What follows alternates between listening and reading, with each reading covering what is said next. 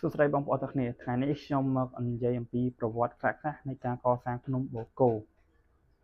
ចឹងបងប្អូនគាត់ជាបានស្គាល់ហើយអំពីភ្នំបូកគោហើយបងប្អូនមួយចំនួនធំក៏បានទៅទស្សនាពិសេសពេញចិត្តនៅអាកាសធាតុនៅលើកំពូលភ្នំមួយនេះដោយសារអីនៅទេសភាពនៅភ្នំមួយនេះគឺអាកាសធាតុត្រជាក់សឹងតែគ្រប់រដូវពិសេសភ្លៀងសឹងតែគ្រប់រដូវត្មងភ្នំបូកគោមានចម្ងាយប្រមាណជា46គីឡូម៉ែត្រពីទីរួមខេត្តកំពតដែលមានកម្ពស់ចន្លោះពី750ទៅដល់1075ម៉ែត្រពីនីវ៉ូទឹកសមុទ្រអញ្ចឹងខ្ពស់គួរសមដែរសម្រាប់ភ្នំមួយនេះផ្ទៃដីមានប្រមាណជា14000ហិកតាគ្រប់គ្រងនៅតំបន់ភ្នំបូកគោទាំងមូលការកសាងនឹងរកឃើញដំបូងដោយជនជាតិបារាំងលោករូលូសបានឡើងទៅដល់កំពូលភ្នំហ្នឹងនៅឆ្នាំ1917បងប្អូនបន្ទាប់ពីឡើងទៅឃើញហើយពេញចិត្តអំពី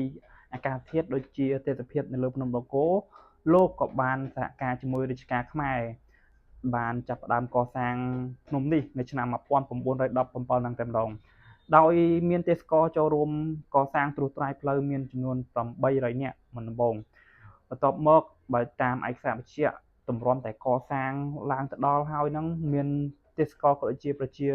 ជនខ្មែរហ្នឹងស្លាប់រហូតដល់1000ទៅដល់2000នាក់ហ្នឹងឯកសារបញ្ជាក់គឺអត់ច្បាស់ចំនួនតួលេខទេមូលហេតុដែលធ្វើឲ្យស្លាប់ច្រើនបែបនេះគឺដោយសារទី1អាកាសធាតុគឺជំងឺគ្រុនចាញ់អីហ្នឹងឡើងទៅអត់មានថ្នាំព្យាបាលស្លាប់មួយទៀតនេះគឺកត្តាសត្វពាហនៈសត្វព្រៃកាចសាហាវមានទាំងពស់វែកពស់ចឹកខ្លាតោចឹងខ្លាផ្ទះចឹងចិត្តបែបនេះហើយធ្វើឲ្យស្លាប់ទៅដល់1000ទៅ2000នាក់នៅឆ្នាំ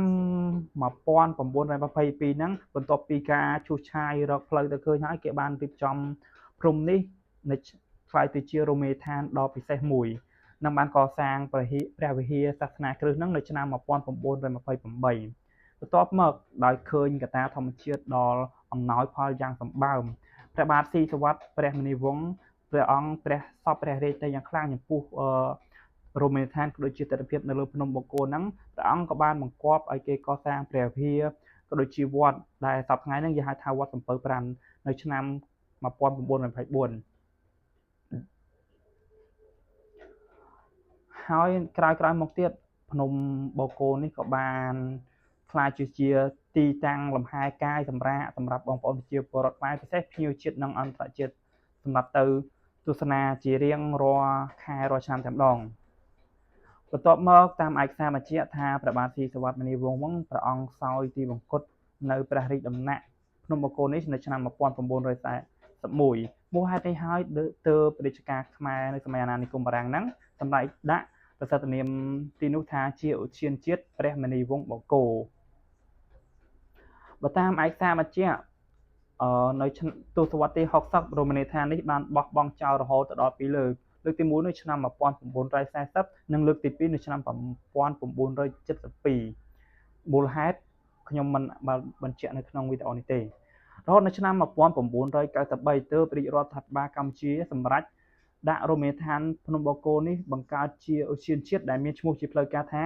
ឧទ្យានជាតិព្រះមុនីវង្សបូកគោរហូតដល់សព្វថ្ងៃចាប់ពីការបង្កើតឧទ្យានជាតិនោះមកនៅលើភ្នំបូកគោមាននៅសេសសល់សំណង់ចម្រុះបុរាណខ្មែរក៏ដូចជាបារាំងនឹងជាច្រើនដែលបន្សល់ទុកតាំងពីសម័យអាណានិគមបារាំងមកម្លេះចំពោះវិហារកាតូលិកដែលបានកសាងឡើងនៅក្នុងគ្រិស្តសករាជ1923នោះត្រូវបានក្រសួងបរិស្ថានប្រគល់ឲ្យសមាគមគ្រឹះសាសនាពុទ្ធបរិស័ទរៀបចំជួសជុលឡើងវិញនៅឆ្នាំ2017ចំណែកឯរាជដំណាក់ព្រះបាទស៊ីសុវត្ថិមុនីវង្សក៏បានក្រុមហ៊ុនសុខាហូតែលនឹងជួសជុលទៅជាសន្តាគារលំដាប់ផ្កាយ5តាមលំនាំដើមវិញផងដែរនៅឆ្នាំ2010គេក៏បានកសាងរូបដំណាក់យាយម៉ៅវូដែលមានទំហំធំនិងខ្ពស់ជាងគេបំផុតនៅក្នុងប្រទេសកម្ពុជាដែលមានកម្ពស់រហូតដល់29ម៉ែត្របងប្អូនទៅប៉ះជាបានឃើញឬគឺរូបដំណាក់យាយម៉ៅអូខេអរគុណបងប្អូនទាំងគ្នាសម្រាប់វីដេអូនេះមានតែប៉ុណ្ណឹងបើមានកន្លែងណាខុសឆ្គងក៏ដូចជាចម្ងល់អាចសួរខ្ញុំបានខ្ញុំនឹងបកស្រាយ